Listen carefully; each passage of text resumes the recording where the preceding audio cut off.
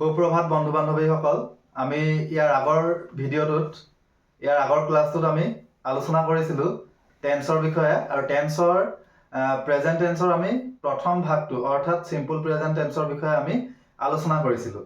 আজি আমি আলোচনা কৰিম প্ৰেজেন্ট কন্টিনিউয়াছ টেন্সৰ বিষয়ে। আহক আলোচনা কৰোঁ। প্ৰথমতে আমি আলোচনা কৰিছিলোঁ প্ৰেজেন্ট ইনডিফিনিট। আজি আছে প্ৰেজেন্ট কন্টিনিউয়াছ টেন্স। এতিয়া প্ৰেজেন্ট কন্টিনিউয়াছ টেন্স মানে কি? এতিয়া ধৰি লওক বৰ্তমান সময়ত কোনো এটা কাম চলি থকা বা হৈ থকা বুজাবৰ বাবে আমি প্ৰেজেন্ট কন্টিনিউয়াছ টেন্সৰ ব্যৱহাৰ কৰিব পাৰোঁ বা আমি ক'ব পাৰোঁ যে এই মানে প্ৰেজেন্ট কন্টিনিউয়াছ টেন্সত আছে। অৰ্থাৎ বৰ্তমান কালত কোনো এটা কাম হৈ থকা বা চলি থকা বুজাবৰ বাবে আমি প্ৰেজেন্ট কন্টিনিউয়াছ টেন্সৰ আমি ব্যৱহাৰ কৰোঁ। তো এছাৰটিভ সেন্টেন্সত ইয়াৰ ফৰ্মুলাটো কেনেকুৱা হ'ব?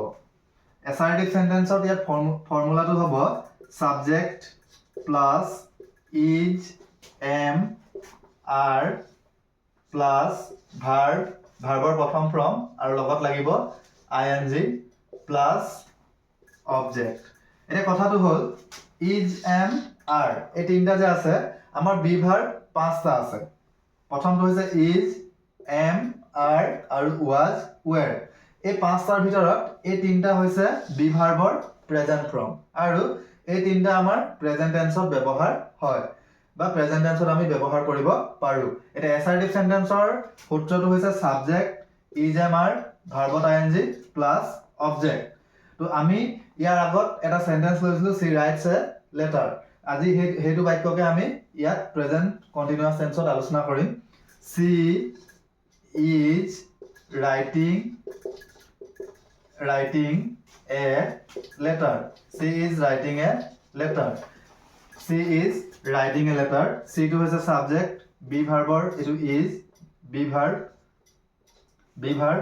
Writing it verb plus ing. A letter to is a object.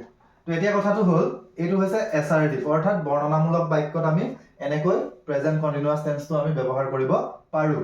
Subject is, am, are ভাৰ্বত আইএনজি প্লাস অবজেক্ট। এতিয়া আমি আলোচনা কৰিম নেগেটিভ সেন্টেন্সত কেনেকুৱা হ'ব।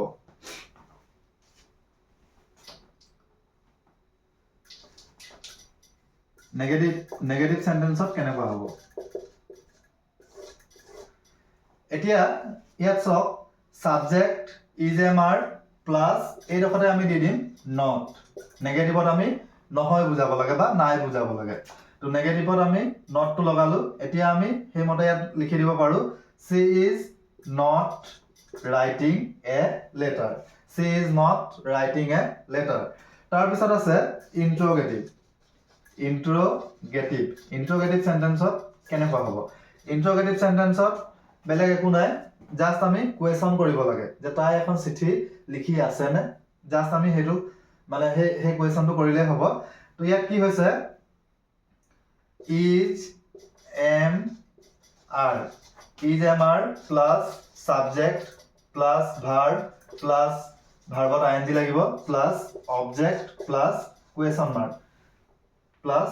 mark ইয়াতে আমি উদাহৰণটো লিখি দিছো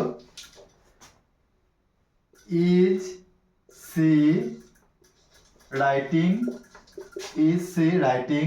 a letter?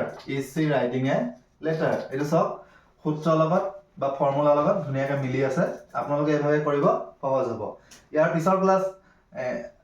পিছৰ ক্লাছত আমি মানে আলোচনা কৰিম প্ৰেজেন্ট পাৰফেক্ট টেন্সৰ বিষয়ে।